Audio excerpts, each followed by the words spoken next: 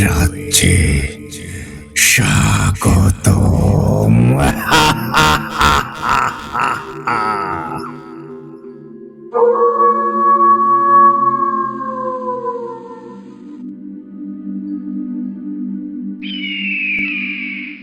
সবাইকে স্বাগতম জানাচ্ছি ভোতাড্ডার আরো একটি নতুন এপিসোডে।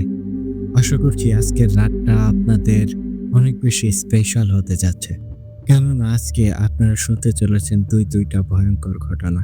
প্রথমে আপনারা শুনতে চলেছেন আমার লেখা পরিমল ও নাফিসা পরি নামের এক ভয়ঙ্কর ঘটনা। আশা করছি এই ঘটনাটি আপনাদের বেশ ভালো লাগবে। এরপর আমাদের একজন লিসেনার, যে কিনা তার নাম পরিচয় গোপন রেখে আমাদেরকে ঘটনা শেয়ার করেছেন, তো এই ঘটনাটিও বেশ ভালো। তার ঘটনার নাম দেওয়া হয়েছে সন্ধ্যা তারা। আশা করছি এই দুইটা ঘটনা মিলে আজকের রাতটি আপনাদের জন্য অনেক বেশি উপভোগ্য হতে চলেছে। তো মূল ঘটনায় যাওয়ার আগে আপনাদেরকে বলবো, আপনারা যারা এখনো আমাদের চ্যানেলটি সাবস্ক্রাইব করেননি, দ্রুত সাবস্ক্রাইব করে পাশে থাকা বেল আইকনটি অন করে রাখুন। এর ফলে আমাদের পরবর্তী সকল আপডেট সবার আগে আপনাদের কাছে পৌঁছে যাবে। আর আপনারাও যদি আমাদেরকে ঘটনা পাঠাতে চান, সেই ক্ষেত্রে আমাদের ডেসক্রিপশন বক্সে অথবা কমেন্ট বক্সে আমাদের হোয়াটসঅ্যাপ নাম্বার এবং আমাদের ইমেল অ্যাড্রেসটি প্রিন্ট আপ করা আছে। আপনারা আপনাদের জানা শোনা সেরা ভয়ঙ্কর ঘটনাগুলো আমাদেরকে লিখে কিংবা ভয়েস ক্লিপ আকারে পাঠিয়ে দিতে পারেন। তাহলে এখন আর কথা বাড়াচ্ছি না, সরাসরি চলে যাচ্ছি আজকের এপিসোডের প্রথম ঘটনায়।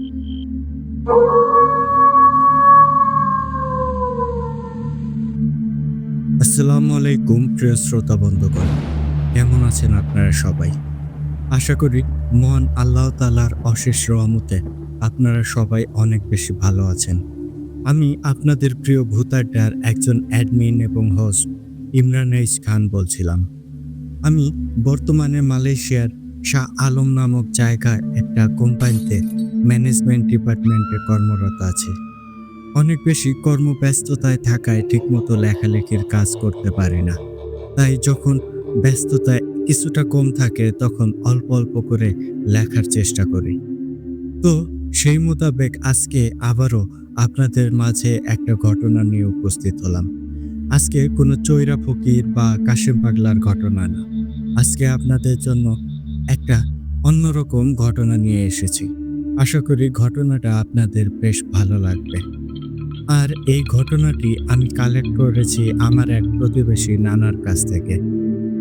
তার মা ছিলেন এই ঘটনার অন্যতম একটা ক্যারেক্টার। তো বেশি কথা না বলে মূল ঘটনায় চলে যাচ্ছে।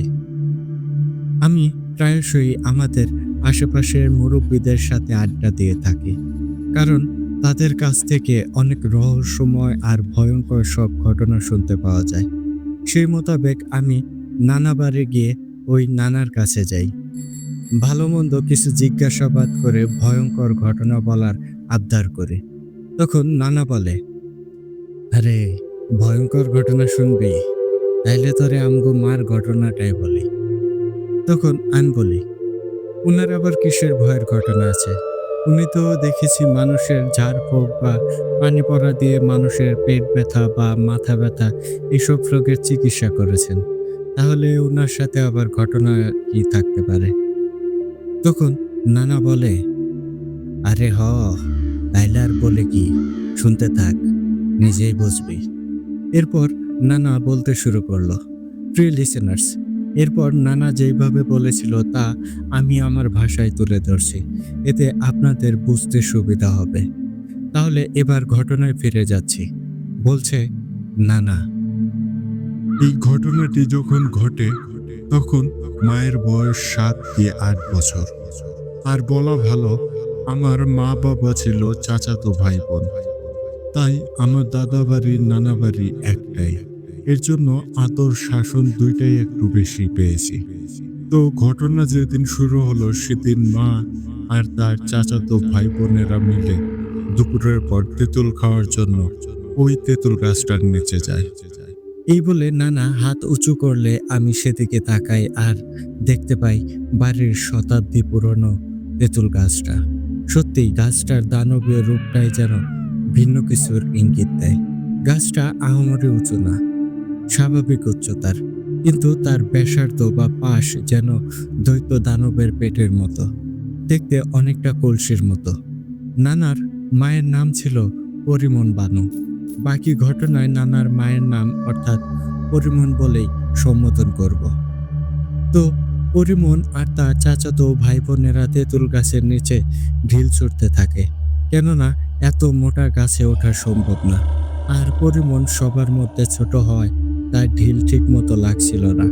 তখন সবাই মোটামুটি কয়েকটি করে পাকা তেঁতুল পেরে পরিমণকে কয়েকটা কাঁচা তেঁতুল খেতে দেয়। তখন পরিমণ সেখানে রাগ করে বসে থাকে, আর অন্যরা অন্য খেলায় ব্যস্ত হয়ে পড়ে অন্যদিকে চলে যায়।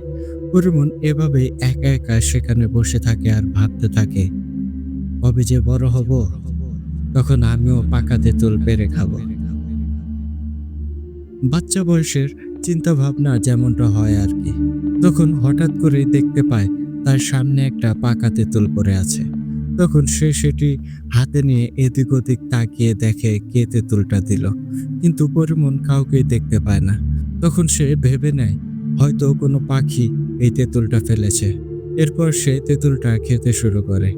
তার কাছে মনে হচ্ছিল এমন তেঁতুল সে আগে কখনোই খায়নি। তেঁতুলটা অত্যাধিক মিষ্টি আর টকের পরিমাণটাও ছিল খুবই সামান্য। সে তো অনেক মজা করেই তেঁতুলটা খাচ্ছিল। তখন হঠাৎ পেছন থেকে একটা মেয়েলি কণ্ঠ শুনতে পায়, যেন কোনো মেয়ে বলছে, আরো তেঁতুল খাবা? আমার কাছে আরো অনেকগুলো তেঁতুল আছে। তখন পরিমণ পিছনে তাকিয়ে দেখে তারই মতো বয়সী একটা মেয়ে দাঁড়িয়ে আছে, আর তার হাতে অনেকগুলো তেঁতুল। তখন পরিমণ বলে, কে তুমি?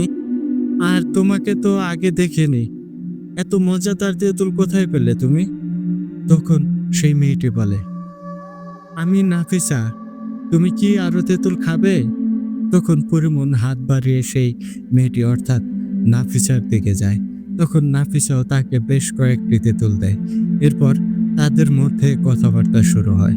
তখন নাফিসা বলে, আচ্ছা পরিমণ, তুমি যদি এই তেঁতুল খেতে চাও তাহলে দুপুরবেলায় একা একা এখানে এসো, আমি তোমাকে এসে তেঁতুল দিয়ে যাব। কিন্তু কাউকে আমার কথা বা তেঁতুলের কথা বলবা না কিন্তু, তাহলে কিন্তু আমি তেঁতুল দিতে আসবো না। এরপর পরিমণ তেঁতুলগুলো নিয়ে চলে আসে। এভাবেই চলে যায় বেশ কিছুদিন। পরিমণও সবার চোখের আড়ালে গিয়ে তেঁতুল নিয়ে আসে আর খায়। এক পর্যায়ে পরিমণ যেন সেই তেঁতুলের নেশায় পড়ে যায়।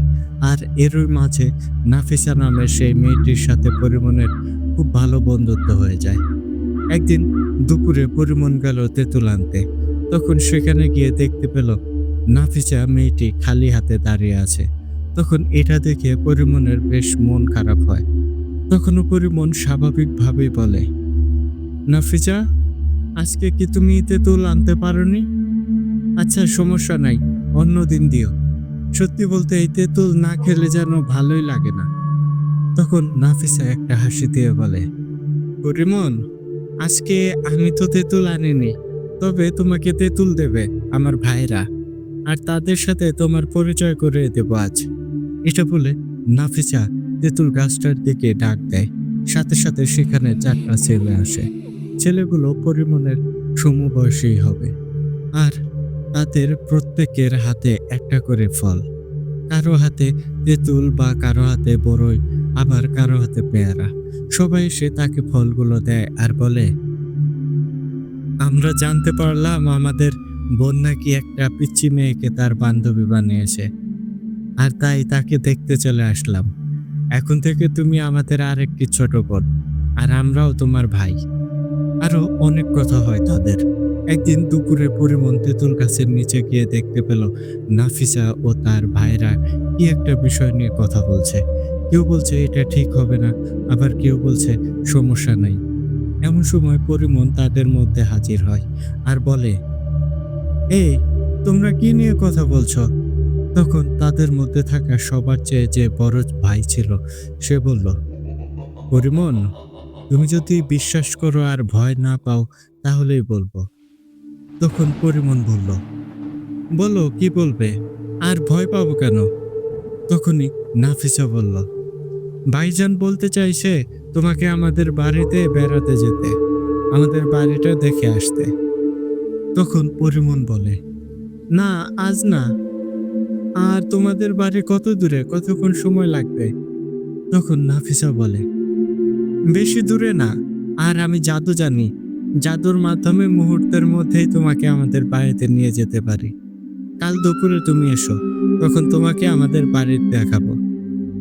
এরপর পরিমন সেখান থেকে বাড়ি ফিরে আসে এবং পরদিন দুপুরের জন্য অপেক্ষা করতে থাকে। পরদিন দুপুরে সবাই যখন খাওয়া দাওয়া করে বিশ্রাম নিচ্ছিল, তখন পরিমন চুপি চুপি আবারও চলে যায় সেই তেঁতুল গাছটার নিচে। সেখানে গিয়ে দেখে নাফিসা সহ তার ভাইরা সেখানে দাঁড়িয়ে আছে। পরিমন সেখানে যেতেই নাফিসা বলে, পরিমন, তোমাকে এখন আমাদের বাড়িতে নিয়ে যাব। তুমি কিন্তু ভয় পেও না। আবার ঘোরাফেরা শেষে এখানে তোমাকে দিয়েও যাব। আচ্ছা, এখন তুমি আমার হাতটা ধরো আর চোখটা বন্ধ করো তো। আমি যখন বলবো তখন তুমি চোখ খুলবে, ঠিক আছে? তখন পরিমন নাফিসার হাতটা ধরে এবং চোখ বন্ধ করে।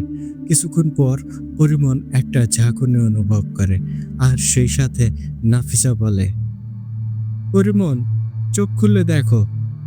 পরিমন চোখ মেলে তাকিয়ে তো অবাক হয়ে যায়, কেননা সে তার সামনে যা যা দেখছে এর সব কিছুই যেন তার চিরচেনা পৃথিবীর থেকে আলাদা। পরিমন দেখে খুব সুন্দর দেখতে একটা বাড়ি। বাড়ির সামনে নানান রকমের ফুল ফলের গাছ। তার পাশ দিয়ে বয়ে গেছে ছোট্ট খালের মতো একটা নদী। এই সব কিছু দেখে তো পরিমন বেশ অবাক হয়। তখন নাফিসা পরিমনকে সেই বাড়ির ভেতরে নিয়ে যায়। বাড়ির ভেতরে গিয়ে পরিমন একজন ভদ্র মহিলা ও একজন ভদ্রলোকের সাথে পরিচিত হয়। তারা হচ্ছে নাফিসার বাবা মা। তাদের সবারই পরনে ছিল বেশ সুসজ্জিত পোশাক। পরিমন যতই দেখছিল ততই যেন অবাক হচ্ছিল। এরপর পরিমন তাদের সাথে অনেকটা সময় কথাবার্তা বলে, একসাথে খেতে বসে। খাবারেও ছিল বেশ ভিন্নতা। সেদিনের খাবারগুলো যেন একটু বেশি মজাদার ছিল। পরিমন তাদের সাথে তৃপ্তি মিটিয়ে খাবার খায়। খাবার পর্ব শেষ করে নাফিসা পরিমনকে তার ঘরে নিয়ে যায়। নাফিসার ঘরটাও ছিল বেশ পরিপাটি গোছালো। নাফিসার ঘরের বিছানায় বসে বসে দুইজন কথা বলছিল। পরিমন যেন তখন একটা ঘোরের মধ্যে ছিল। তার যে বাড়ি ফিরতে হবে সেই কথা যেন সে ভুলেই গিয়েছিল। কথায় কথায় নাফিসা পরিমনকে একটা সুগন্ধি আতরের শিশি দেয় আর বলে, এটা তুমি সব সময় ব্যবহার করবে। এটার অনেকগুলো গুণ আছে, সেই সাথে এটা বেশ ভালো সুবাস ছড়াবে। আর এটা কখনোই শেষ হবে না।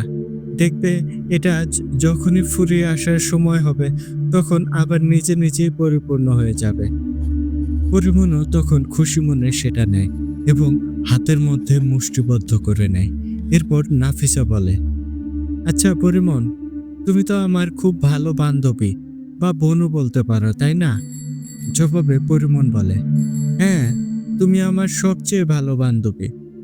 তখন নাফিসা বলে, আচ্ছা, আমি যদি তোমাকে এখন কিছু কথা বলি তাহলে তুমি কি বিশ্বাস করবে নাকি আমাকে ভয় পাবে? তখন পরিমন বলে, কি বলো? তোমাকে বিশ্বাস না করলে তোমার সাথে কি এখানে আসতাম? আর তোমাকে ভয় পাবো কেন? তুমি তো আমার বোন। জবাবে নাফিসা বলে, পরিমন, তোমাকে বোন হিসেবেই বলছি। আর তুমি কিন্তু এই সব কথা কাউকেই বলো না। বললে তোমার আমার দুজনেরই ক্ষতি হতে পারে। আমি আসলে তোমার মতো মানুষ না। আমি হচ্ছি পরী। সবাই আমাকে নাফিসা পরী বলে ডাকে। আমার বয়স 70 বছর। তখন পরিমন বলে, তুমি তো পরীর মতোই সুন্দর, তাই তোমাকে নাফিসা পরী বলে ডাকে। আমাকেও তো সবাই পরিমন বলে ডাকলেও আমার মা আমাকে পরী বলে ডাকে। আর কি বললে? তোমার বয়স 70 বছর? তোমার 70 বছর বয়স হলে তো আমার নানার মতো বুড়ো হয়ে যেতে। তুমি আমাকে বোকা বানাতে চাও, তাই না? এমন সময় নাফিসার ঘরে তার বাবা মা আসে এবং বলে, মা নাফিসা, তোমার বান্ধবীর বাড়িতে তো সবাই চিন্তা করবে, ওকে দিয়ে আসতে হবে না? তখন নাফিসা বলে, হ্যাঁ, এখনই যাচ্ছি, আমার তো মনেই ছিল না। এমন সময় পরিমনেরও যেন হুঁশ ফিরে আসে। সেও তখন তড়িঘড়ি করে বাড়িতে ফেরার জন্য। তখন নাফিসা পরিমনকে বলে, পরিমন, তুমি তোমার হাতে রাখা সুগন্ধিটা তোমার গায়ে একটু লাগিয়ে নাও। কথা মতো সুগন্ধিটা লাগায় পরিমন। মুহূর্তের মধ্যেই যেন একটা মোহনীয় সুঘ্রাণে ভরে যায় চারপাশ। কেমন একটা ঘরের মধ্যে চলে যায় পরিমন। পরিমনের যখন ঘর কাটে তখন সে নিজেকে নিজের ঘরেই আবিষ্কার করে। তখনও তার চারিপাশে সেই মোহনীয় সুঘ্রাণ ছিল। হাতের দিকে তাকাতেই দেখতে পেল তার হাতের মুঠোয় নাফিসা পরীর দেওয়া সেই সুঘ্রাণের শিশি। তার মানে সে সত্যিই নাফিসাদের বাড়িতে গিয়েছিল। এটা কোনো স্বপ্ন ছিল না। এইসব ভাবছে এমন সময় পরিমনের মা ঘরে প্রবেশ করে এবং পরিমনকে বলে, কিরে মা পরি, কোথা থেকে অমন হন করে ঘরে আসলি আর ঘুমিয়ে পড়লি? আর ঘরে এত সুন্দর সুবাস কেন? তখন ছোট্ট পরিমন তার মাকে বলে, মা, আমি তো আমার বান্ধবী নাফিসাদের বাড়িতে গিয়েছিলাম। নাফিসাই আমাকে এই সুঘ্রাণের আতরটা দিয়েছে। জানো মা, নাফিসার বাবা মাও অনেক ভালো, আমাকে অনেক আদর করেছে, কত কিছু খেতে দিল। এইসব বলে ছোট্ট পরিমন তার মায়ের হাতে সেই আদরের শিশিটা তুলে দিল। তখন পরিমনের মা জিজ্ঞেস করলো, কে এই নাফিসা? আর কার মেয়ে? ওর বাপের নাম কি? ছোট্ট পরিমন এসবের কোনো উত্তর দিতে পারল না, শুধু বলল, ওর বাপের নাম তো জানি না, আমাকে এই গ্রামেই ওদের বাড়ি। তখন পরিমনের মা ভাবলো হয়তো এই গ্রামেরই কেউ হবে, আর পরিমনকে বলে দিল এরপর যেন না বলে কারোর সাথে কোথাও না যায়। আর সেই আতরের শিশিটা ঘরের এক কোণে ঝুলানো তাকে রেখে দিল। বলে রাখা ভালো, তখনকার সময় এত আলমারি, বক্স বা ওয়ার্ড্রবের প্রচলন ছিল না। তখনকার মানুষ ঘরের মধ্যে রশি আর কাঠের তক্তা দিয়ে এক ধরনের র‍্যাক বানিয়ে জিনিসপত্র রাখত। তো এরপর এভাবেই চলছিল দিনকাল। মাঝে মধ্যে নাফিসা সেই তেঁতুল গাছের কাছে আসতো আর পরিমনকে বিভিন্ন রকম ফল খেতে দিত, অল্প স্বল্প গল্পও করত। একদিন রাতে হঠাৎ পরিমনের ঘুম ভেঙে যায় বাড়ির সবার হইচইয়ের শব্দ শুনে। সে কিছুটা ভয় পেয়ে যায়, কেননা ঘুম ভাঙতেই সে দেখে ঘরে আর কেউ নেই, সে একাই ঘরে। মা বলে চিৎকার করতেই যাবে, এমন সময় দেখলো সেই নাফিসা ঘরে প্রবেশ করছে। আর নাফিসা সেই পরিমনকে বলে, পরিমন, ওই সুগন্ধি আতরটা তোমার শরীরে লাগাও, তারপর ঘরের বাইরে চলো, সবাই অনেক মজা করছে। তুমি ঘুমিয়ে আছো বলে কেউ তোমাকে ডাকেনি, নাও এবার তাড়াতাড়ি করে আতরটা মেখে নাও। নাফিসার কথা মতো এক প্রকার বাধ্য হয়ে এই আতরটা মাখে। তারপর আবারও যেন মোহনীয় সুঘ্রাণে ভরে যায় চারিপাশে। আবারও পরিমন যেন ঘরের মধ্যে চলে যায়। নাফিসা তখন বলে, পরিমন, চলো বাইরে যাই, সবাই অপেক্ষা করছে। এরপর পরিমন আগে আগে আর নাফিসা তার পিছু পিছু ঘরের বাইরে যায়। ঘরের বাইরে পা রাখার পর পরিমনের আর কিছুই যেন মনে নেই। পরিমনের হুঁশ ফেরে পরের দিন সকালবেলায় তার বিছানায় ঘুম থেকে উঠে ঘরের বাইরে যেতেই দেখতে পায় তার বাবা পাটিতে শুয়ে আছে, আর তার হাতে পায়ে ব্যান্ডেজ। আর পরিমনের মা পাশে বসে তার বাবার সেবা শুশ্রূষা করছে। তখন পরিমন দৌড়ে সেখানে যায় এবং জানতে চায় তার বাবার কি হয়েছে। তখন যদিও তার মা তাকে কিছুই বলে না, কিন্তু পরে অন্যদের কাছে জানতে পারে রাতের সেই ভয়াবহ ঘটনা। কি ঘটেছিল রাতে শুনতে চান? দাঁড়ান বলছি, শুনতে থাকুন। রাতে মূলত পরিমনের বাবা বাইরে যায় প্রকৃতির ডাকে সাড়া দিতে। অত্যাধিক চাপ অনুভব করায় পরিমনের বাবা বাড়ির এক কোণায় একটা কাঁঠাল গাছের নিচে প্রস্রাব করতে বসে। সেই জায়গাটায় মূলত রান্না বান্না করার ছাই বা অন্যান্য ময়লা ফেলা হতো। হঠাৎ পরিমনের বাবার চিৎকারে বাড়ির অন্যান্য সবারই যেন ঘুম ভেঙে যায়।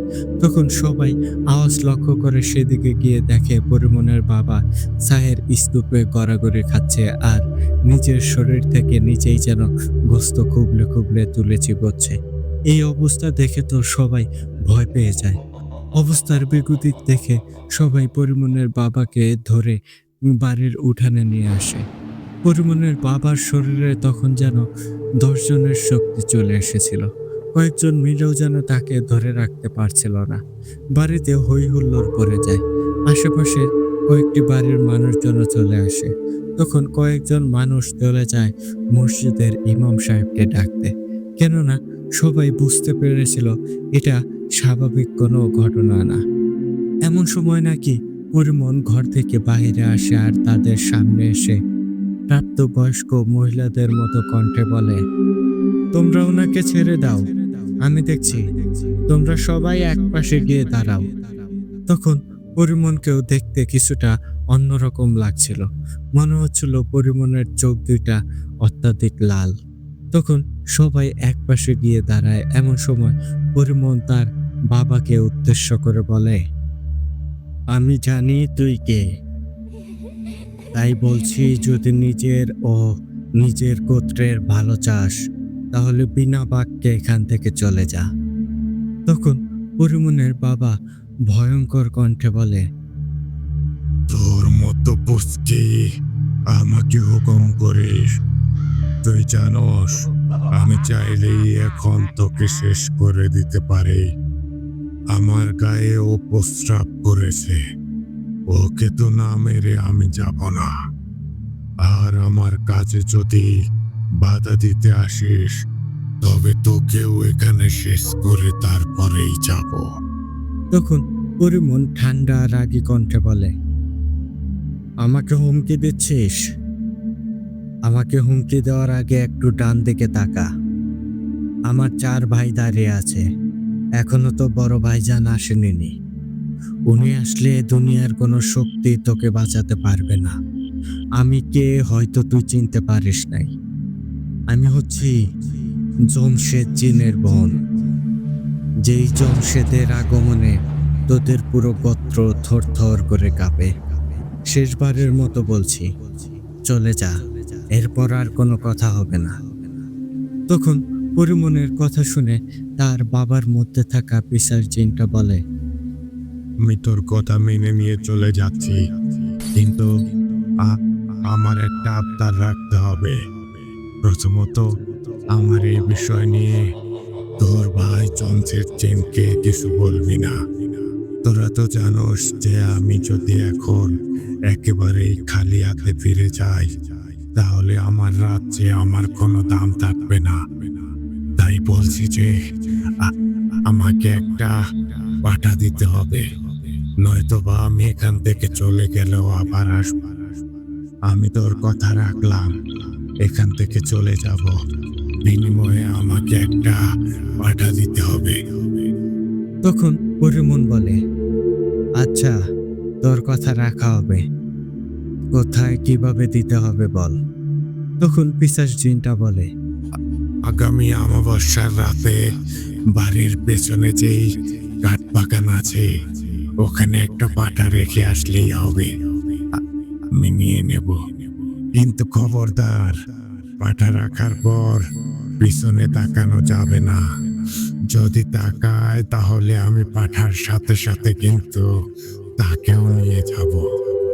আমি আমার জিনিস বুঝে ফেলে আর কখনোই এদের ওপর নজর দেব না। এরপর পিশাচ জিনটা পরিমলের বাবার শরীর ছেড়ে চলে যায়। পরিমলের বাবা অজ্ঞান হয়ে মাটিতে পড়ে যায়। এরপর সবাই ধরাধরি করে তাকে বারান্দায় এনে শোয়ায় এবং ডাক্তার ডেকে তার ক্ষতস্থানের চিকিৎসা করায়। এর কিছুদিন পর এক অমাবস্যার রাতে একটা পাঠা রেখে আসা হয় বাড়ির পেছনের ওই বাগানটায়। এরপর নানা তার ঘটনা বলা থামায় এবং কিছুক্ষণ নিশ্চুপ থেকে বলে, আজ এই পর্যন্তই থাকুক। মার সাথে ঘটে যাওয়া আরো বেশ কিছু ঘটনা আছে, ওগুলো অন্য কোনো দিন বলবো। তখন আমি বলি, আচ্ছা না সেটা না হয় অন্যদিন বলবেন, কিন্তু আমাকে একটা প্রশ্নের জবাব দেন। আপনার মা তো তখন নিহাতি বাচ্চা মানুষ ছিল, তাহলে তার মাধ্যমে এমন কিছু ঘটলে তো এলাকায় জানাজানি হয়ে যাওয়ার কথা, অথবা তার বাড়ির মানুষও অনেক দুশ্চিন্তায় থাকার কথা। তখন নানা আমাকে থামিয়ে দিয়ে বলে, এই ঘটনার পর পরিমলের মা অর্থাৎ আমার নানি, সে খুব বেশি দুশ্চিন্তাগ্রস্ত হয়েছিল। আর সে ভয় পেয়েছিল যে না জানি তার মেয়েকেও ওই জিন পরিগুলো ক্ষতিগ্রস্ত করে ফেলে। আর তাই আমার নানি এর কয়েকদিন পরে ঠিক করেছিল যে একজন ভালো কবিরাজের দিয়ে মায়ের চিকিৎসা করাবে, যাতে করে ওই জিন পরীরা আমার মায়ের কোনো ক্ষতি করতে না পারে। কিন্তু তার আর দরকার পড়েনি, কারণ আমার নানি একদিন রাতে স্বপ্নে দেখে একটা সুন্দরী মেয়ে এবং তার পেছনে আরো ৫টা যুবক ছেলে দাঁড়িয়ে তাকে সালাম দিয়ে বলে, খালামণি, আমি নাফিসা। আপনাকে কিছু কথা বলার জন্য এভাবে আপনার স্বপ্নে এসেছি। কিছুদিন আগে পরিমল আপনাকে হয়তো বলেছিল সে আমাদের বাড়িতে এসেছিল। খালামণি, আমি নাফিসা পড়ি, আর ওরা হচ্ছে আমার ভাই। আমরা কেউ আপনাদের মতো মানুষ নই, আমরা হচ্ছি জিন জাতি। দয়া করে ভয় পাবেন না। পরিমনকে আমি বা আমার ভাইরা আমাদের বোনের মতোই মনে করি। ওর সাথে খুব ভালো একটা সম্পর্ক হয়েছে আমাদের। পরিমন আসলে জানে না আমরা আসলে কে। ও ছোট মানুষ, তাই আমরা ওকে সব বুঝতে দেইনি। পরিমনের কোনো ক্ষতি হতে পারে এমন কাজ আমরা কখনোই করব না। আমরা কথা দিচ্ছি ওকে সব সময় বিপদ আপদ থেকে রক্ষা করব। পরিমন ধীরে ধীরে বড় হলে ও নিজে বুঝতে পারবে আমরা কে। ওকে যেই আতরটা দিয়েছি ওটা আপদে বিপদে ব্যবহার করতে শিখাবেন ওকে। আল্লাহর রহমতে সকল বালা মুসিবত ওর থেকে দূরে থাকবে। আর একটা কথা বলি, খালামণি, আপনি কোনো ওঝা বৈদ্য বা কবিরাজের কাছে যাবেন না। এতে পরিমন বা আমার উভয়েরই ক্ষতি হতে পারে। ওর উপর ভর করতাম না সেদিন, কিন্তু সেদিন খালুজানের অবস্থার বেগতিক দেখে বাধ্য হয়ে ওর মাঝে প্রবেশ করি এবং ওই পিশাচ জিনটাকে তাড়িয়ে দেই। খালামণি, আমরা আমাদের বোন পরিমনের সাথেই থাকতে চাই। আপনি যদি আপত্তি করেন তাহলে আমরা চলে যাব, আমরা আর আসবো না। কিন্তু এতটুকু বিশ্বাস করতে পারেন আমাদের দ্বারা কখনোই পরিমনের কোনো ক্ষতি হবে না। আর আপনি দয়া করে এই কথাগুলো কাউকেই বলবেন না। আপনি চাইলে খালুজানকে বলতে পারেন, কিন্তু আর কাউকে বলবেন না। আমি আগামীকাল আপনার সাথে সামনাসামনি কথা বলবো। আপনি আর পরিমন একসাথেই আসবেন। এখন তাহলে আমরা আসি। আসসালামু আলাইকুম। এরপর এই বিষয়টা নিয়ে আমার নানি অনেক চিন্তা ভাবনা করে এবং পরের দিন পরিমনের সাথে আমার নানি ওই তেঁতুল গাছের নিচে যায় এবং নাফিসা পরীর সাথে কথা বলে। নাফিসা পরীর সাথে আমার নানি স্বাভাবিকভাবেই কথা বলেছিল, যার জন্য তখন আমার মা ওই নাফিসা পরীর আসল পরিচয় বা তাদের কথাবার্তার ভিন্ন মিনিংটা বুঝতে পারেনি। তারপর নানি নাকি সবাইকে বোঝায় এটা স্বাভাবিক একটা ঘটনা ছিল, আর এরপর সবকিছুই আগের নিয়মেই চলতে থাকে। শুনেছি নানি আর আমার মা একসাথে নাকি নাফিসা পরীর রাজ্যেও গিয়েছিল। তো নাতি ভাই, আশা করি তোর প্রশ্নের জবাব পেয়ে গেছিস। এরপর নানার সাথে আরো বেশ কিছু সময় কথাবার্তা হয় এবং সেদিনের মতো আমি চলে আসি। তো প্রিয় শ্রোতা বন্ধুগণ, এই ছিল নাফিসা পরী এবং পরিমনের ঘটনা। এই সংক্রান্ত আরো বেশ কিছু ঘটনা নানার থেকে শুনেছিলাম। সময় সুযোগ পেলে আপনাদের সাথে শেয়ার করব। আপনারা কিন্তু অবশ্যই কমেন্ট করে জানাবেন ঘটনাটি আপনাদের কাছে কেমন লেগেছে। পরিমনের আরো ঘটনা শুনতে চাইলে সেটাও কমেন্টে জানিয়ে দেবেন। আমি চেষ্টা করব আপনাদের মন রক্ষার।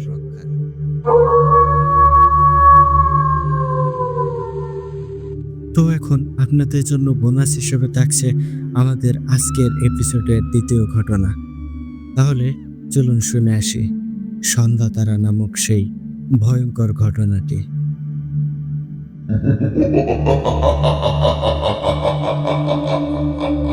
ঘটনাটি আমাকে ঠিক যেইভাবে লিখে পাঠিয়েছেন আমি চেষ্টা করছি ঠিক সেভাবেই আপনাদের মাঝে উপস্থাপন করতে।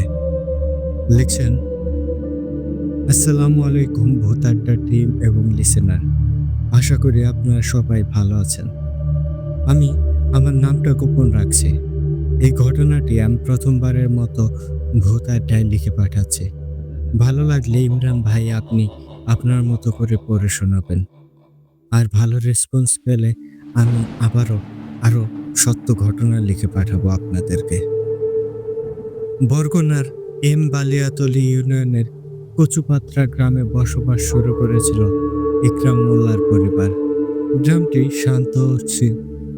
গ্রামটি খুবই শান্ত ও নিরিবিলি। দক্ষিণ দিকে বিখ্যাত গুলজার পুকুর যেন অদ্ভুত এক নিঃশব্দ চিৎকারে ভরা। বহু বছর ধরে এই পুকুরকে ঘিরে নানা ভয়ঙ্কর কাহিনী শোনা যায়। কেউ বলতো পুকুরের তলায় কিছু আছে, কেউ বলতো পুকুরের ওপারে সন্ধ্যার পর মানুষ আর মানুষ থাকে না। ইকরামের মেয়ে তানজিলা রূপে গুণে অতুলনীয়, কিন্তু চুপচাপ স্বভাব। তার চোখে যেন সব সময় এক গভীর শূন্যতা, এক অজানা ক্লান্তি। ছোটবেলা থেকেই সন্ধ্যার সময় সে একা একা পুকুর পাড়ে দাঁড়িয়ে থাকত আর হাত বাড়িয়ে অদৃশ্য কারোর সাথে কথা বলতো। সবাই ভাবতো হয়তো খেয়ালি মেয়ে, কিন্তু মা ফাতেমা জানতেন সবকিছু স্বাভাবিক নয়। এই পুকুরের ইতিহাস স্বাভাবিক নয়। 1857 সালের সিপাহী বিদ্রোহ চলাকালে এক ব্রিটিশ অফিসার এডওয়ার্ড ম্যাকহেনরি স্থানীয় রাজা চন্দ্রনারায়ণের হত্যাকারী হয়ে পালিয়ে এসেছিল বরগুনার দিকে। গুলজার পুকুরের পাড়ে এক বেদতান্ত্রিক মহিলা তাকে আশ্রয় দেয়, কিন্তু পরে খুঁজে পায় সে রক্তপিপাসু ও কালো জাদুবিদ্যায় পটু। তাকে দমন করতে গিয়ে সেই তান্ত্রিক নিজেই মারা যায়, কিন্তু তার আগে সে ম্যাকহেনরির আত্মাকে পুকুরের তলায় আটকে ফেলে। তাকে রক্ত ছাড়া মুক্তি নেই বলে অভিশাপ দেয়। সেই থেকেই প্রতি 15 বছরে একবার এই পুকুর কেউ একজনকে দাবি করে। যাকে পছন্দ করে সে সহজে পালাতে পারে না। সালাম খলিফা এসেছে এই গ্রামে হঠাৎ করেই, আজ থেকে 18 বছর আগে। নামাজি নিরীহ ভদ্রলোক, কিন্তু তার ঘরে কেউ কখনো রাতে যেতে সাহস পায়নি। লোকমুখে শোনা যায় সে আসলে এক বেদতান্ত্রিকের সন্তান, যার জন্ম হয়েছিল চরগুনার এক পূর্ণিমার রাতে, যখন নদীর জল ছিল রক্তরাঙা। তার রক্তে ছিল জিন্নাত রাজ্যের দখলদারদের সঙ্গে যোগাযোগের ক্ষমতা।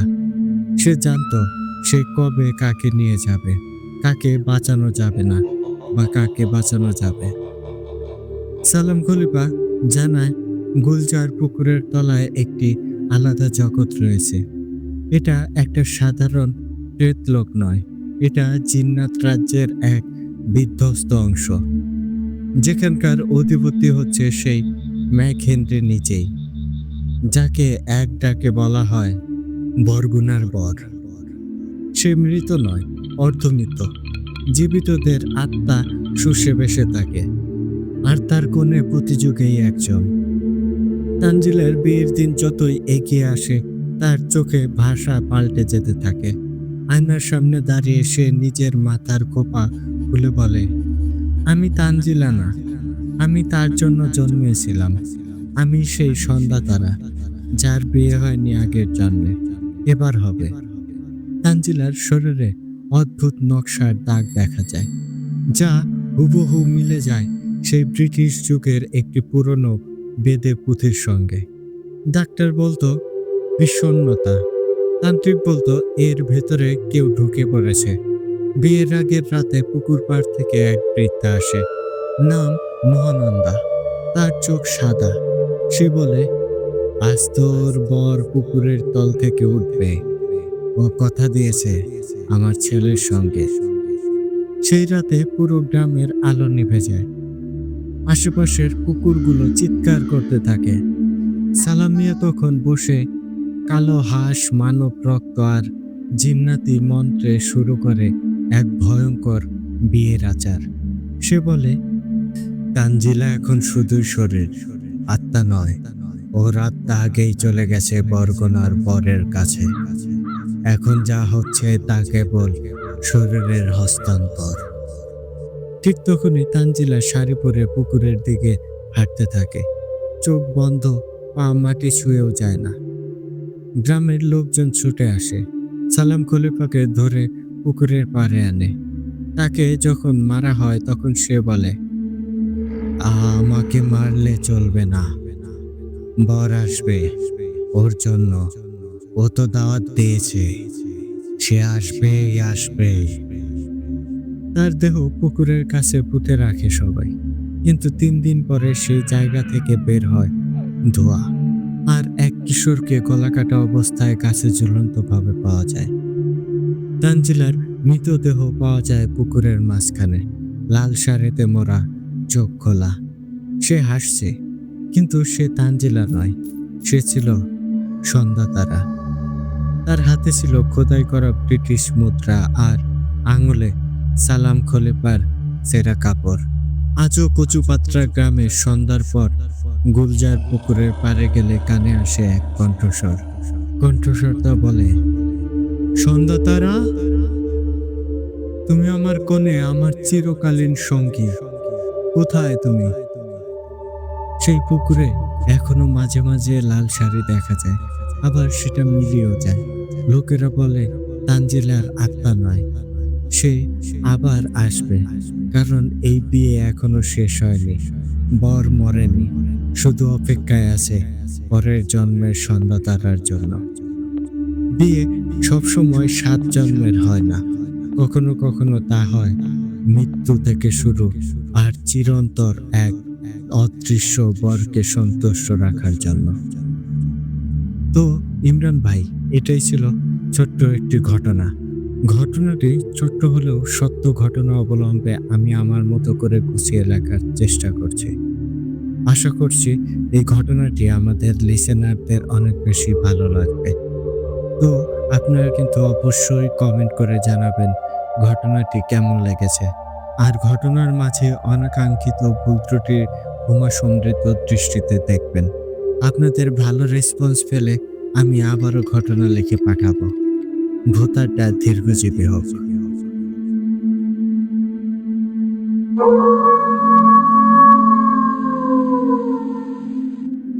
ধন্যবাদ ভাই, এত সুন্দর একটা ঘটনা আমাদের সাথে শেয়ার করার জন্য। যদিও ঘটনাটি খুব মানে স্বল্প ডিউরেশনের একটা ঘটনা ছিল, তবে ঘটনাটি বেশ ইন্টারেস্টিং ছিল। মানে একটা এরিয়ায় এরকম কিছু ঘটছে, যেটা প্রতি 15 বছর পর পর একবার করে ঘটেই চলেছে। সত্যিই অনেক বেশি ডার্ক একটা স্টোরি ছিল। তো ধন্যবাদ ভাই, আপনার এরকম আরো ঘটনা থাকলে অবশ্যই কিন্তু আমাদের সাথে ভাই শেয়ার করবেন। আমরা আপনার পরবর্তী ঘটনার অপেক্ষায় রইলাম। তো প্রিয় লিসেনার্স, এই ছিল আজকের আয়োজন। চলে যাওয়ার আগে আপনাদেরকে আবারও বলতে চাই, আপনারা যারা এখনো আমাদের চ্যানেলটি সাবস্ক্রাইব করেননি, দ্রুত সাবস্ক্রাইব করে ফেলুন এবং পাশে থাকা বেল আইকনটি অন করে রাখুন। এর ফলে কিন্তু আমাদের পরবর্তী সকল আপডেট সবার আগে আপনাদের কাছে পৌঁছে যাবে। আর আপনারাও যদি আমাদেরকে ঘটনা পাঠাতে চান, সেই ক্ষেত্রে আপনাদের কাছে 2টি ওয়ে আছে। প্রথমত, আপনারা সরাসরি আমাদেরকে হোয়াটসঅ্যাপে নক দিতে পারেন, আর আমাদের হোয়াটসঅ্যাপ নাম্বারটি আমাদের ডেসক্রিপশন বক্সে অথবা কমেন্ট বক্সে প্রিন্ট আপ করা আছে। এছাড়াও আপনারা চাইলেই কিন্তু আমাদেরকে ইমেলের মাধ্যমেও ঘটনা পাঠাতে পারেন, আর আমাদের ইমেল অ্যাড্রেসটি হচ্ছে bhotaadda.stories@gmail.com। আপনাদের জানা শোনা সেরা ভয়ঙ্কর ঘটনাগুলো আমাদেরকে লিখে কিংবা ভয়েস ক্লিপ আকারে পাঠিয়ে দিতে পারেন। তাহলে আমি ইমরান ইসখান আজকের মতো এখানে বিদায় নিচ্ছি। সবাই ভালো থাকবেন, সুস্থ থাকবেন, আর হ্যাঁ, ভোটারটার সাথেই থাকবেন। আসসালামু আলাইকুম।